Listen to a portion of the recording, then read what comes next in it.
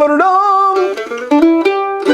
welcome to BanjoBenClark.com. I'm Banjo Ben, your host here on the website that teaches you how to play banjo, guitar. This week is mandolin. Had a Gold Pick member write in. He said, Ben, I want to learn a song called Leather Britches.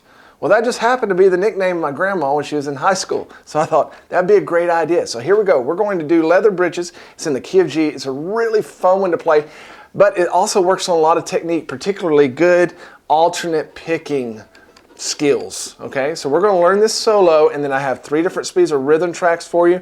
I've got the tabs exactly as I played it, all for my Gold Pick members. So if you're watching on Facebook or YouTube, here in a moment, I'll ask you to come over to the website.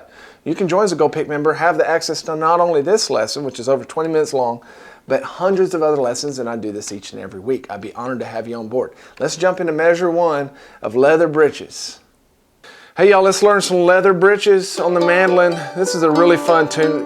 It's really an interesting song as well. It's a fiddle tune that has a very typical fiddle tune structure in that it goes through the first progression that we'll call the A part, which is 8 measures long. Then it will repeat that, so you could say it has 2 A parts in a row. Then it will change to the B part, which is a similar chord progression, but a few different changes that we'll go over. And it will repeat that. So we've got a total of 32 bars. And we're going to stick pretty close to what I would call the basic melody, even though it is moving around a lot. It's a busy melody, but we're going to stick pretty close to that, not really use any blues notes or super fancy licks. Let's go ahead and throw up the first line of tab there. You'll notice the little black arrows beneath the notes. Those are our pick stroke directions, and this is a really good chance to work on your alternate picking. What I mean by that is playing, down and up strokes. And if you'll follow the directions that I have here, those little arrows, we're really going to strengthen our pick hand because we're going to do a lot of this. We're going to do a lot of downstrokes on one string and come back for an upstroke on a string that's higher, okay, or above it, which is challenging to a lot of folks. And so if you can kind of isolate it and then make it fun, like in a tune like this, then you can work on those techniques while having fun.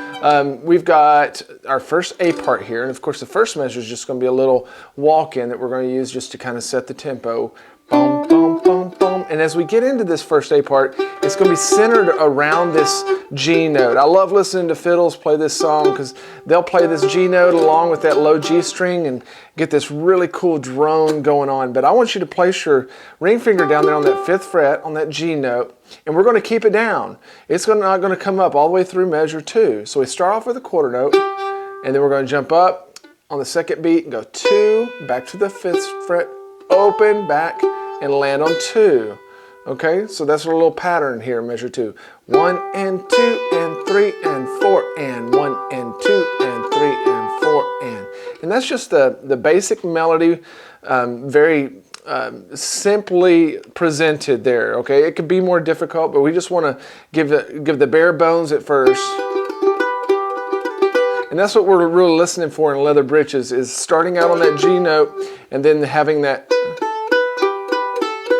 kind of sets this tune apart.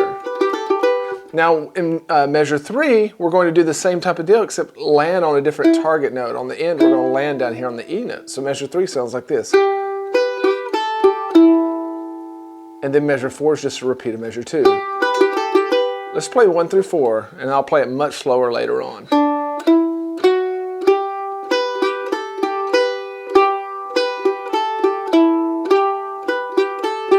And you just want to make sure that this G note continues to ring out so that whenever you play it a little quicker,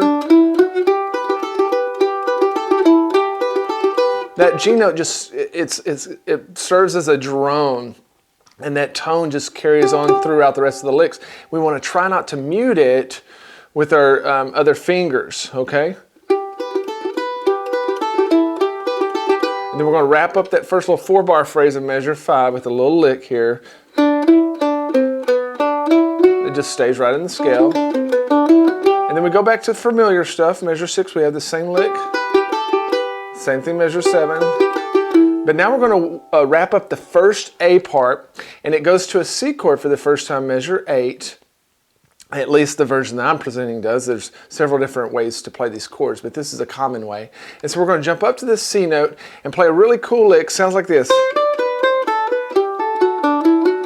I love that little lick because it starts on the C note, jumps up a note, then skips 2 notes down, B, C.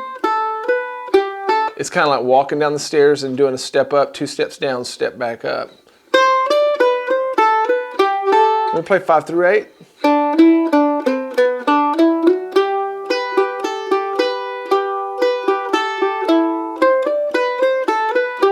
And measure 9, finish up this first A part. Now we're going to go back into a second A part, which is going to be really similar to the way that we played the first A part. We're just going to make it a little bit more difficult by adding some more eighth notes.